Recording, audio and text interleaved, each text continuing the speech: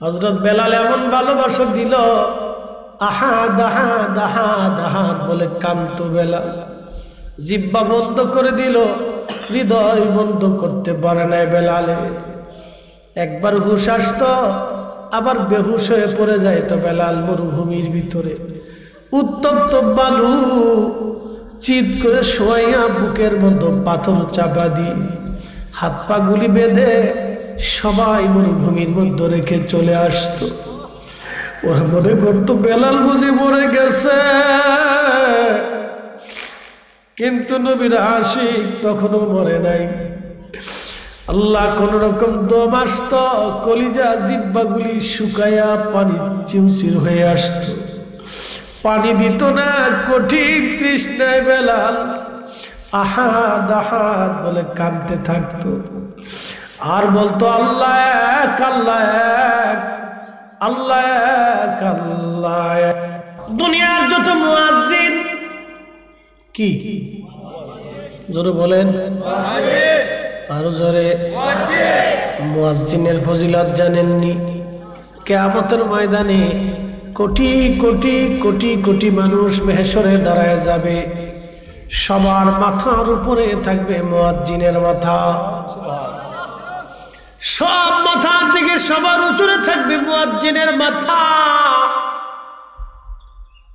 মুয়াজ্জিন মুয়াজ্জিন মুয়াজ্জিন, সমস্ত মুয়াজ্জিনদের সাইয়্যিদ যিনি, তিনি আশিক রাসূল হযরত বেলাল রাদিয়াল্লাহু তাআলা আনহু। শুধু এই কালেমার জন্য এত পরিমাণে তিনি কষ্ট করেছিলেন, অন্য কারো নসিবে এমন কষ্ট হয় নাই। হযরত বেলাল যে পরিমাণে কষ্ট করেছিলেন, এমন দুঃখ কারো জীবনে কোনোদিন হয় নাই হযরত বেলাল যেমন দুঃখ বরণ করেছিলেন। হবিগঞ্জবাসী প্রশ্ন করি, কালেমার জন্য কেউ কি আপনাকে কোনোদিন মেরেছে? আজান দেওয়ার কারণে মার খাইছেন? না, শুধু মাঝে মাঝে পবিত্র মিলাদুন নবীর জশ্নে জুলুস মিলাদুন নবী পালন করলে। আমার দেশে একদল আছে যারা বিরোধিতা করে সুন্নিদেরকে তেরে তেরে মারতে আসে। কি কথা বলেন, ঠিক কিনা?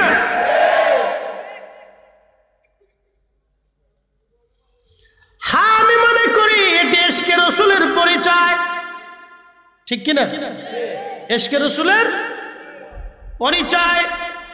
হবিগঞ্জবাসী সাহাবী রাসূল, আশিক রাসূল হযরত বেলাল রাদিয়াল্লাহু আনহু, তিনি কালেমার জন্য এত পরিমাণে মার খেয়েছিলেন। আহারে, যদি কোনোদিন মক্কা মদিনাতে যান, সৌদি আরবে যান, যে দেখবেন ৪৫ ডিগ্রি সেলসিয়াস তাপমাত্রা, হেরেমে এসি ছাড়া ঢোকা যায় না, এসি ছাড়া বসা যায় না, এসি ছাড়া থাকা যায় না। আপনি ১ ঘন্টাও এসি ছাড়া থাকতে পারবেন না। দিনের বেলা এত প্রচন্ড গরম।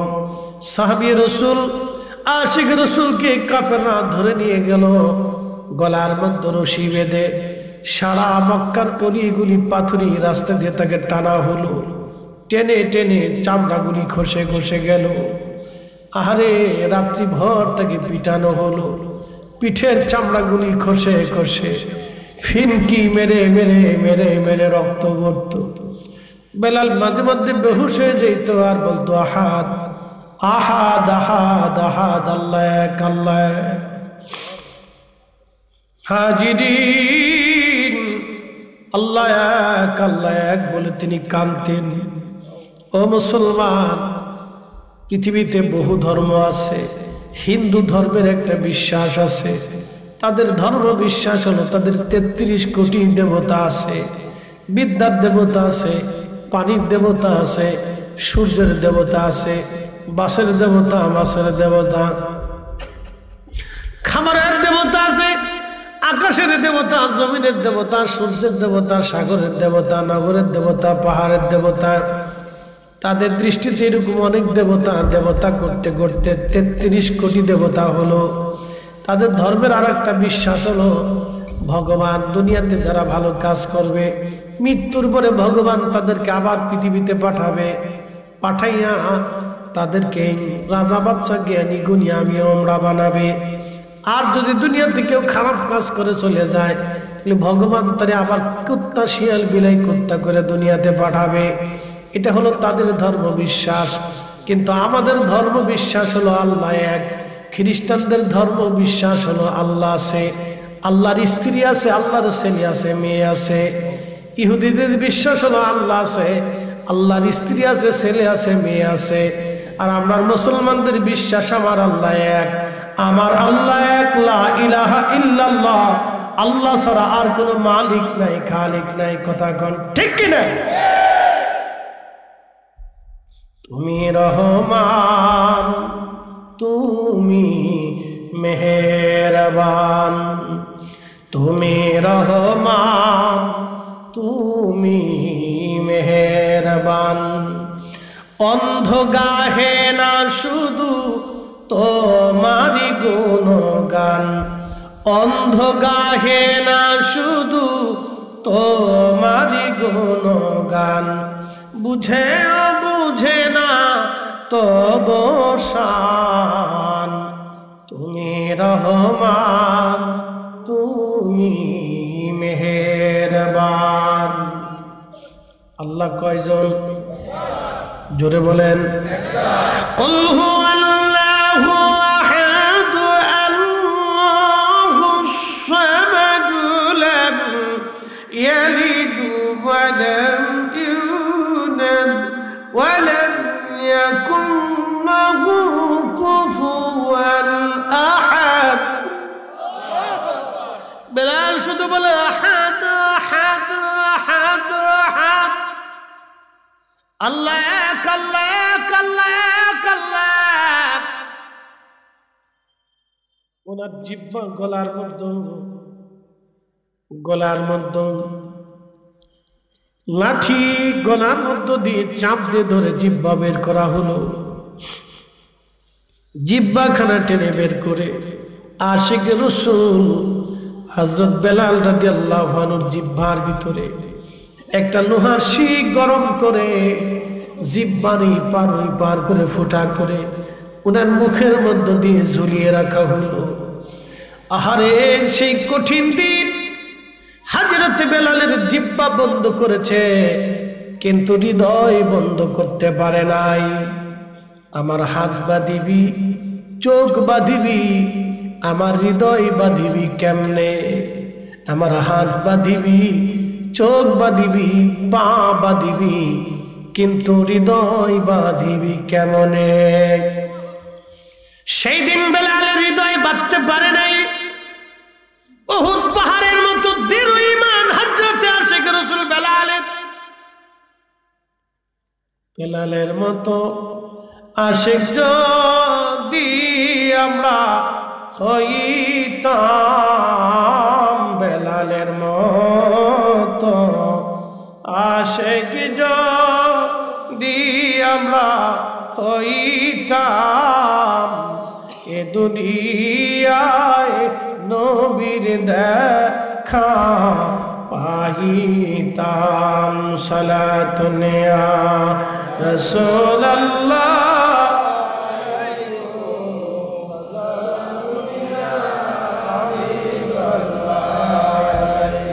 সালাতুন ইয়া রাসূলুল্লাহ।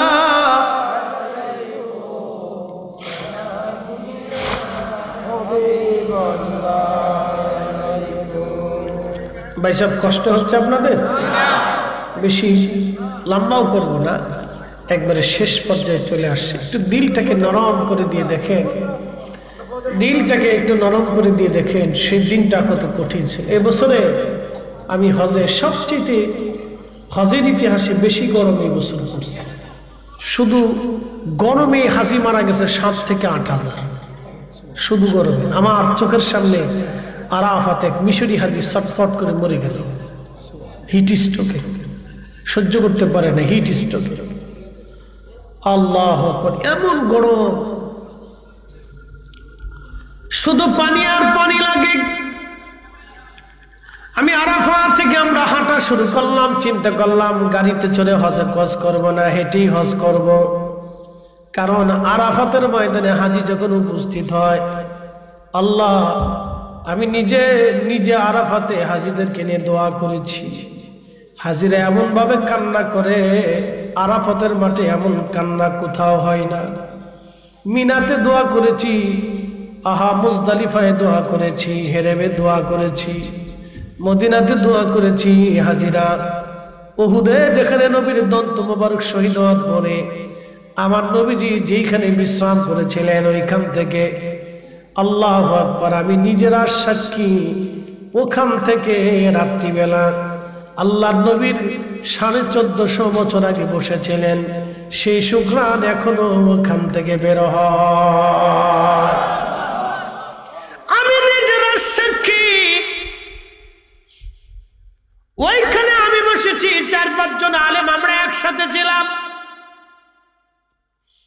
1450 বছর পরে ওখান থেকে এখনো জান্নাতের ঘেরান আসে।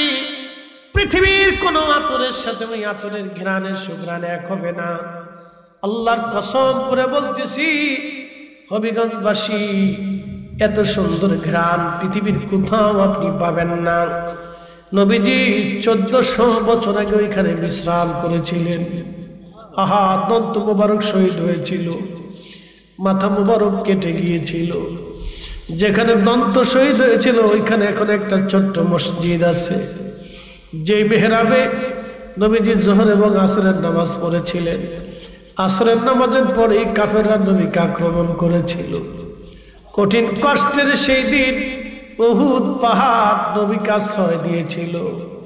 নবীজি বলতেন, উহুদ আমারে ভালোবাসি, আমি রাসূল উহুদ রে ভালোবাসি। আলা বাবিম মিন আবওয়াবিল জান্নাহ, উম্মত রে জান্নাতের দরজাতে আমার উহুদ রে তোমরা দেখতে পারবা। শুধু নবী ভালোবাসার জন্য একটা পাহাড় জান্নাতে চলে যাবে উহুদ। যদি কোনোদিন জান্নাতি পাহাড় দেখতে চান, উহুদের দিকে তাকায় দেখবেন সে জান্নাতের পাহাড়। উহুদের দিকে তাকায় দেখবেন সে রাসূলকে ভালোবাসতো, আমার নবী উহুদরে ভালোবাসতো। ভালোবাসা ভালোবাসা। বেলাল আমার নবীরে ভালোবাসতো, এমন ভালোবাসা দিল রে, কলিজা দিয়া জীবন দিয়া রক্ত দিয়া ভালোবাসছে। এমন ভালোবাসা দিল রে, কলিজা দিয়া রক্ত দিয়া জীবন দিয়া ভালোবাসা দিচ্ছে। কাসওয়া উট নবীরে ভালোবাসতো, শুধু ভালোবাসে নাই, বিরহ বেদনা সহ্য করতে না পেরে কাসওয়া আত্মাহুতি দিল। রাসূল ভালোবাসার ইতিহাস বড় করুন, নবী ভালোবাসার ইতিহাস বড় কঠিন। হে হবিগঞ্জবাসী, হিজরত করে বেলাল চলে গেল মদিনাতে, নবীজি চলে গেলেন। আজান প্রবর্তন হলো, আজান আসলো। নবীজি ডাক দেয়া বললেন, সাহাবীরা রে আমার বেলাল রে ডাকো। লাব্বাইক ইয়া রাসূলুল্লাহ, আজকে থেকে তুমি আজান দিবা, আমার বেলাল রে আজানের বাক্যগুলি শিখায় দাও। আজানের লাহার ফুয়ুজুত এত কঠিন ছিল বেলালের। আহা আজান দেওয়ার সঙ্গে সঙ্গে মদিনার মানুষ পাগলপানা হইয়া মসজিদে নববীতে এসে নবীজির পিছনে নামাজে দাঁড়াইতো। আমার নবীর ইন্তেকাল হলো, আল্লাহ আমার নবীর ইন্তেকাল হয়ে গেল।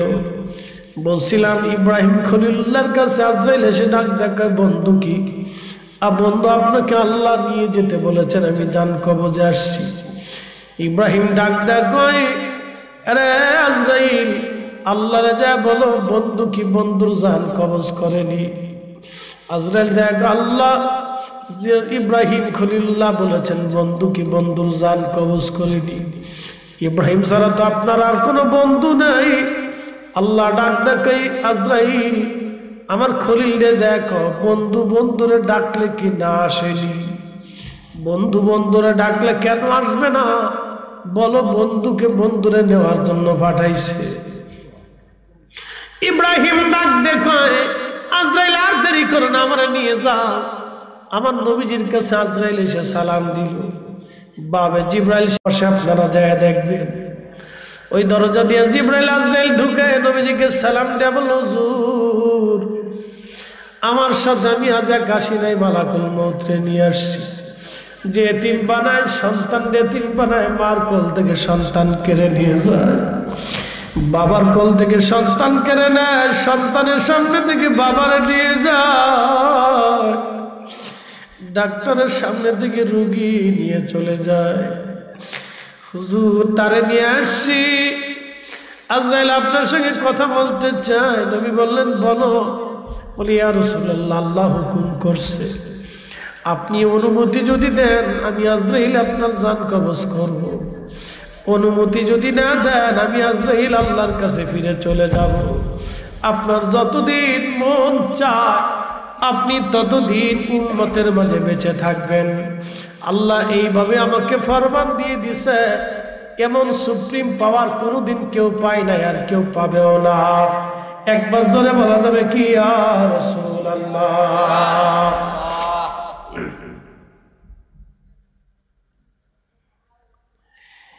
এই সুপ্রিম পাওয়ার আর কারো নসিবে হবে না নবীজি, আর কেউ পাবে না। আল্লাহ নবী বললেন, আজরাইল হুকুম কি মালিকের? বলে হ্যাঁ। নবীজি জিবরাইলের দিকে তাকাইলেন, জিবরাইল বলে, ইয়া রাসূলুল্লাহ, আল্লাহর বিধান এরকম নবী গো, তবে হ্যাঁ ইয়া রাসূলুল্লাহ, আপনার মাশুক আল্লাহ আপনার দিদারের অপেক্ষায় আগ্রহী হয়ে আছে।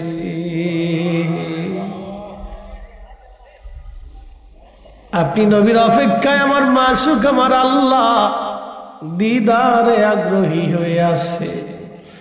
আমি জানি প্রেমে পাগল সে তো মদিনা, প্রেমানলে পুড়ে মরি, প্রেমানলে পুড়ে মরি, ওহে রব্বানা। আমি জানি প্রেমে পাগল সে তো মদিনা। হযরত বেলাল প্রিয় নবীর ইন্তেকালের পরে সবচেয়ে বেশি ব্যথা যিনি পেয়েছিলেন সাহাবীদের মধ্যে। যদিও সব সাহাবী পাগল পড়া ছিল, কিন্তু বেলাল ছিলেন বেশি আসে। পাগল পড়া হইয়া ডাক ডাকে সাহাবীরা, রে কে নবী নাই, আমি কারে আজান শোনাবো? কে আমার নামাজ আসবে? আমার আজান দিলে কে নামাজ পড়াবে? আজকে থেকে আমি আর আজান দেব না। নিয়ত করেছি আমারে বারণ করবা না, আমারে অনুরোধ করবা না, আমি আর আজান দিব না। আল্লামা ইমাম তাকিউদ্দিন সুবকি, আল্লামা ইমাম শারহ বুখারী ইমাম কিরমানি তিনি লেখছেন, নবীর ইন্তেকালের পরে বেলাল আর কোনোদিন আজান দেন নাই। আরে হযরত বেলাল একদিন এসে আবু বকরের কাছ থেকে বিদায় নিয়ে রওনা হয়ে চলে যাবে। আবু বকর ডাক ডাকা, বেলাল তুমি থাকো, মসজিদে নববীতে তুমি আজান দাও। আবু বকর ডাক দিয়ে বলতেছে, বেলাল আজান দাও। বেলাল ডাক ডাকা, না রে আবু বকর, আর আজান দিতে পারবো না। আমি নিয়ত করেছি নবী নাই, আমি আর আজান দিব না, আমারে বিদায় দাও, আমি সিরিয়াতে চলে যাব। এইখানে আর আমার দ্বারা থাকা সম্ভব হবে না। কারণ ছিল, দেখবেন অনেক সন্তান মার কবরের পাশে দাঁড়াইলে আর স্থির থাকতে পারে না। আমি নিজে দেখছি, রওজা শরীফে হাজি যাই স্থির থাকতে পারে না। অনেকে আসে হাজি পাগলের মতো কান্না করতে থাকে, ইয়া রাসূলুল্লাহ আপনার কদমে আমি আসছি, আর কোনোদিন আসতে পারবো কিনা জানি না।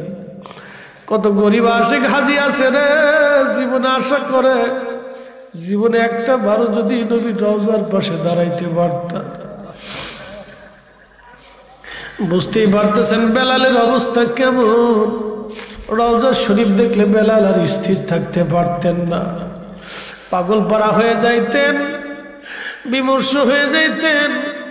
রওজা শরীফের দিকে তাকাইলে বেলাল পাগল পারা হয়ে কাঁদতেন।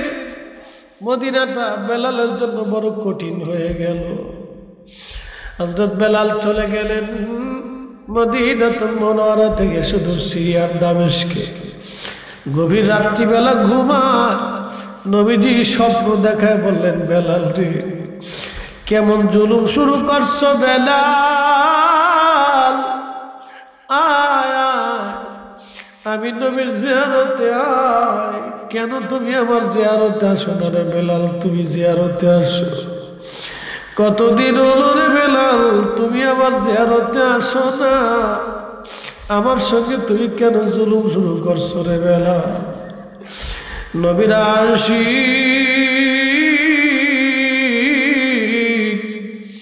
পাগলপনা হয়ে সিরিয়ার থেকে মদিনার দিকে রওনা হয়ে গেছে। মদিনা শরীফে তখন আসিয়া রওজা শরীফ কাঠের জালি দিয়ে ঘিরে রাখা ছিল।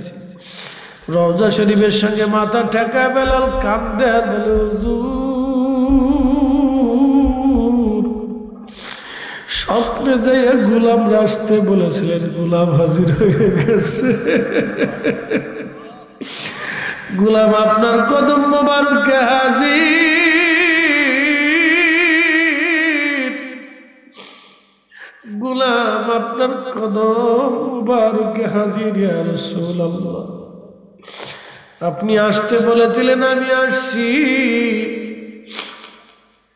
রওজা শরীফের পাশে বসে বসে বেলাল কাঁদতেছিল। নতুন মুয়াজ্জিন আইসা দেখতেছে নবীর মুয়াজ্জিন রওজা শরীফের পাশে বসে বসে কাঁদে। নতুন মুয়াজ্জিন ডাক ডাকে, সাহাবীরা শুনছনি, নবীর মুয়াজ্জিন বেলাল আমাদের মাঝে ফিরে আসছে। কথা শুনিয়া সারা মদিনার থেকে সব সাহাবী বের হয়ে দৌড় মারছে। আয়েশা দেখতেছে নবীর মুয়াজ্জিন হযরত বেলাল বসে বসে কাঁদতেছে। সাহাবীরা বলল, বেলাল রে, কতদিন হলো আজান দাও না? আজকে তাহাজ্জুদের আজান তুমি দাও, আজকে থেকে ফজর আজান তুমি দাও রে বেলাল। বেলাল ডাক ডাকে, সাহাবীরা রে, নবীর ইন্তেকালের পরে আর আজান দেই নাই, আমি আজান দিলে নবী আসবে না জানি, আমি আজান দিলে কি নবী আনতে পারবানি বলো? পাগল বড়া হয়ে গেলেন আশিক রাসূল সাহাবীরা। বলে যায়, দেখো হাসান আর হুসাইন দুইজন আসেনি গো। দেখো বর্তমানে 7 নম্বর গেট বাবু সালাম দিয়া গাইলে একটা মসজিদ পাবেন, মসজিদ আলী। যদিও এটা মসজিদ না বাবাজি, কিন্তু মসজিদ বানায় রাখছে হযরত আলী রাদিয়াল্লাহু আনহুর বাড়ি ছিল। ফাতেমারে নিয়ে, হাসান হুসাইনকে নিয়ে এইখানে হযরত আলী বসবাস করতে।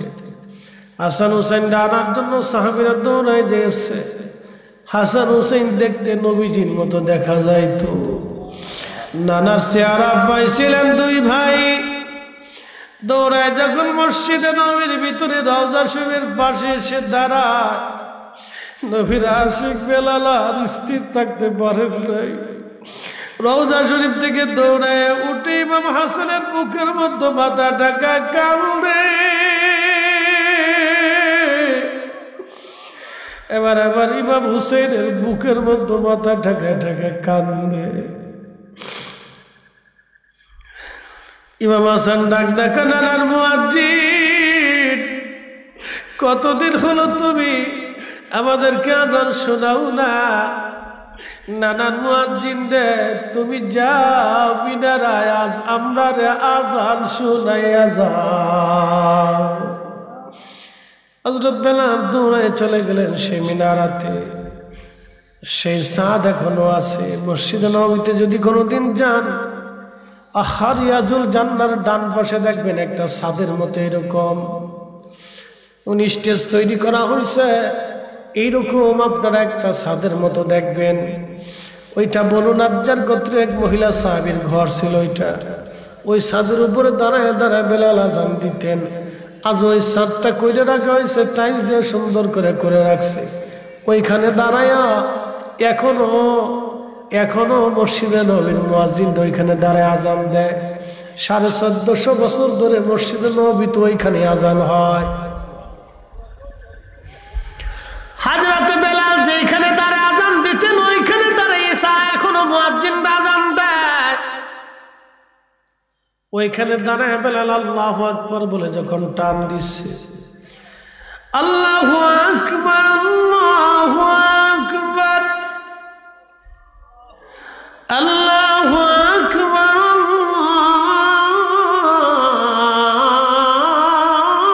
আল্লাহু আকবার। সারা মদিনাতে আযান রন্দে রন্দে ছড়ায় গেল আযান, আশহাদু আল্লা ইলাহা ইল্লাল্লাহ।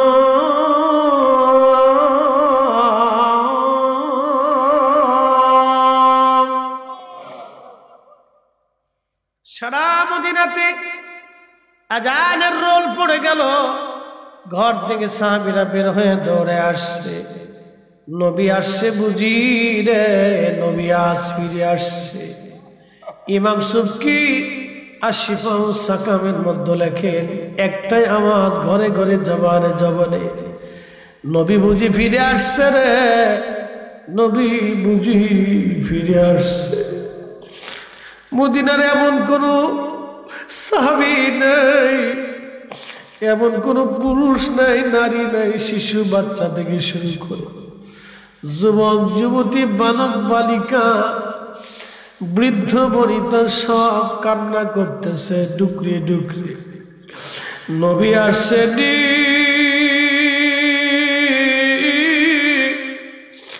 নবী বুঝি আসছে রে, নবী বুঝি আসছে আজ। দৌড়ায় দৌড়ায় মসজিদ নবীর দিকে আসে। ইমাম সুবকি বললেন, নবীজির ইন্তেকালের পরে এভাবে কান্নার কোনোদিন মদিনাতে হয় নাই। বেলাল যখন আজানের টান দিল, আশহাদু আন্না মুহাম্মাদার রাসূলুল্লাহ বলে যখন বেলাল আজানের টান দিছে, পৃথিবীর কোন মুয়াজ্জিনের আজানে কোনোদিন পৃথিবী কাঁপে নাই। কিয়ামত পর্যন্ত কোন মুয়াজ্জিনের আজানে পৃথিবী কাঁপবে না। ওই দিন বেলালের আজানে প্রেমের আকর্ষণেতে কঠিন, পৃথিবীর মাটি পর্যন্ত থরথর থরথর করে কেঁপে উঠছে। পৃথিবীর মাটি থরথর করে কেঁপে উঠছে। ওই দিন মদিনার মাটি থরথর থরথর করে কেঁপে উঠছে। আহা, ইশকে রাসূলের ওজন কত বুঝে যান। মাটি পর্যন্ত স্থির থাকতে পারে না, ইশকে রাসূলের ধাক্কা এত কঠিন। এই জন্যে এই ঘটনা আমি যতবার বলেছি, অনলাইনে যত কোয়ালিটির মানুষ আমার ওয়াজ শুনেছে, এমনকি অন্য ধর্মের মানুষেরা আমার এই ওয়াজ শুনে চোখের পানি ফেলে কেঁদেছে। কোটি কোটি মানুষ আমার এই ওয়াজ শুনে চোখের পানি ফেলে ফেলে কেঁদেছে। সব মসলক আমরার থেকে ভিন্ন মতের ভিন্ন মসলকের আলেমরা বলেছে, ফরিদি ভাই, জীবনে আপনার ওয়াজ শুনে যতবার কেঁদেছি, এক ভদ্রলোক একদিন আমাকে জড়িয়ে ধরে এক আলেম বলতেছে, হুজুর, চিনতাম না কোনোদিন আপনাকে। মদিনাতে আমি উমরা করার জন্য যখন মদিনায় গিয়েছি, আপনার ওয়াজটা শোনার পরে আমার জীবনে কোনোদিন এইভাবে আমি কোনোদিন কান্না করিনি। আমার জীবন সার্থক। আমি মদিনাতে এই ওয়াজটা শুনে এমনভাবে কাঁদছি, আমি যতবার শুনেছি ততবার আমি কান্না করছি। আমি এখন বুঝি কেন মানুষের হৃদয়ের ভিতরে আকর্ষণ আসে। আর জমিন পর্যন্ত স্থির থাকতে পারে না এই ঘটনায়। বেলালের ইশকের আযানে পৃথিবীর মাটি স্থির থাকতে পারে নাই, মদিনার একটা মানুষ স্থির থাকতে পারে নাই। এই জন্য কারো অন্তরে যদি ইশকে রাসূল থাকে, এই আলোচনা শোনার পরে সে নিজেকে স্থির রাখতে পারে না। কথা বলেন ঠিক না বেটে? হে রাসূল, তোমায় ভালোবাসি, অন্তরে শুধু মুখে নয়, জান্নাতের আশায় নয় হে রাসূল, জাহান্নাম কেউ ডরি না।